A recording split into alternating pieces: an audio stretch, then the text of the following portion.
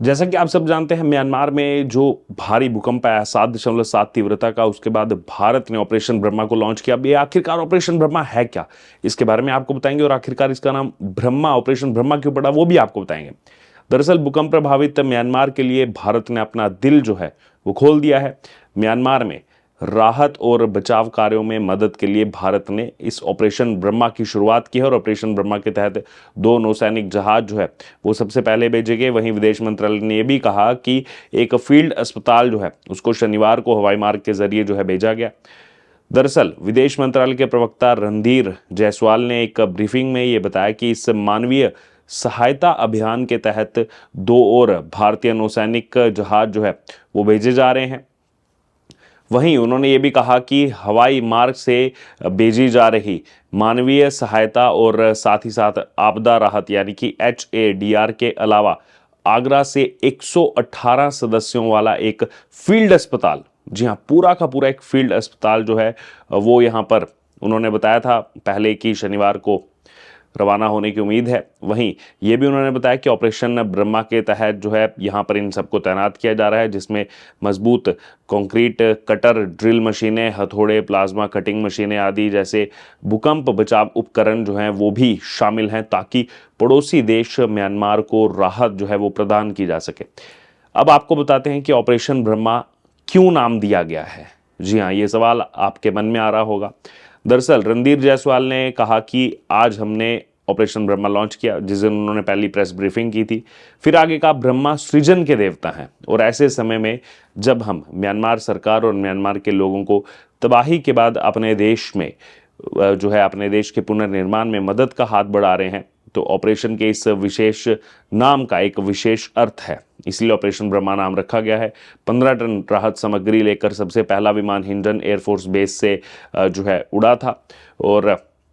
भारतीय समय अनुसार जो है ये सुबह 8 बजे यांगून पहुंचा था, और वहीं पर जो भारत के राजदूत हैं राहत सामग्री लेने के लिए वहां पर गए थे, और उसके बाद उन्होंने इसे यांगून के मुख्यमंत्री को सौंप दिया था। ये घटना के अगले दिन की बात मैं आपको बता रहा हूँ। वहीं दिल्ली के पास आपको बता दें, गाजियाबाद में स्थित 8वीं NDRF बटालियन के कमांडेंट PK तिवारी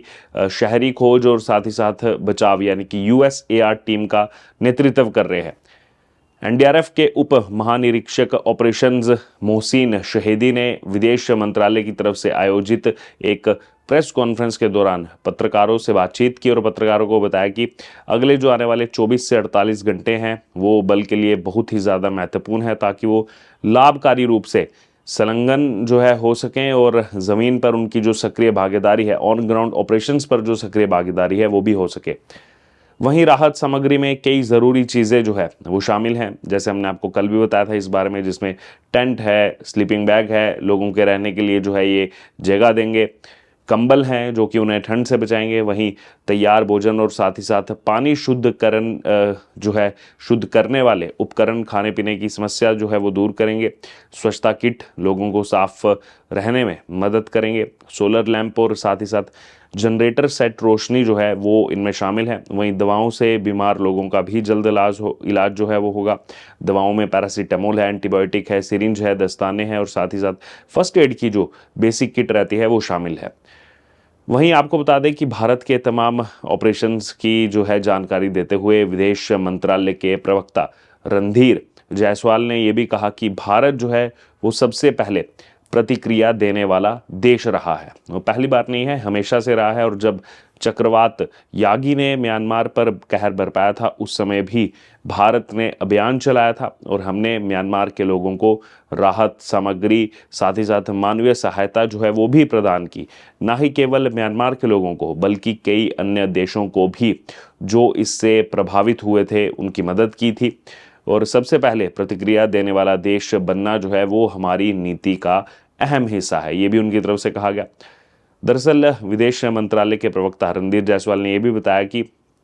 म्यांमार में जो भीषण भूकंप आया, जानमाल का भारी उससे नुकसान हुआ, और म्यांमार में आई त्रासदी के तुरंत बाद हमारे प्रधानमंत्री नरेंद्र मोदी ने अपनी चिंताएं जो है वो व्यक्त की, और कहा कि भारत संकट की इस घड़ी में म्यांमार के लोगों और साथ ही साथ म्यांमार सरकार को भी हर संभव सहायता प्रदान करने के लिए तैयार है।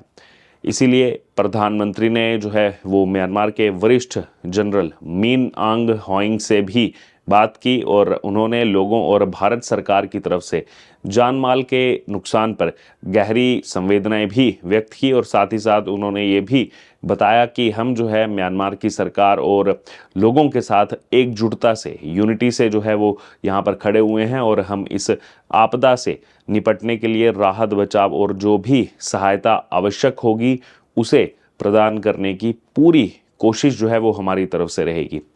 वहीं आपको बता दें म्यांमार उन देशों में शामिल है जो भूकंप के दृष्टिकोण से अगर देखा जाए तो अत्यधिक संवेदनशील है, जहां पर हर महीने औसतन 8 भूकंप आते हैं। जी हाँ, और उसका मुख्य कारण ये है कि म्यांमार जो है वो रिंग ऑफ फायर के बेहद निकट स्थित है, जो कि विश्व के 81% भूकंपों का केंद्र है, 81%। और इसके अतिरिक्त म्यांमार जो है वो भारतीय प्लेट और सुंडा प्लेट के बीच स्थित है, जिसके परिणाम स्वरूप इन प्लेटों के टकराने से भूकंप जो है वो उत्पन्न होते हैं और इस भूकंपीय गतिविधि को सागाइंग फॉल्ट के नाम से भी जाना जाता है। दरअसल आपको बता दें म्यांमार और थाईलैंड में जिस तरह से भूकंप ने तबाही मचाई है और साल 2023 में ऐसे ही तुर्की और सीरिया में भी, जिसको तुर्की अब कहा जाता है, तुर्की और सीरिया में भी ऐसा ही मंजर सामने आया था। उस समय भी भयानक भूकंप ने दोनों देशों में बड़ा कोहराम मचाया था और उस समय भारत ने प्रभावित देशों को जो है तुरंत सहायता प्रदान करने के लिए उस समय ऑपरेशन दोस्त नाम से एक सर्च और रेस्क्यू अभियान जो है वो शुरू किया था। अभी जैसे ऑपरेशन ब्रह्मा है, वो ऑपरेशन दोस्त लॉन्च किया गया था और इस अभियान के तहत भारत ने खोज और बचाव दल, मेडिकल टीम, दवाइयाँ, राहत सामग्री और ज़रूरी सामान जो है उस समय सीरिया और तुर्की भेजे थे। तो भारत लगातार ये एग्जाम्पल सेट करता रहता है। इतना ही नहीं, थोड़ा और पीछे चलते हैं, साल 2023 में ही भारत ने ऑपरेशन कावेरी भी शुरू किया था।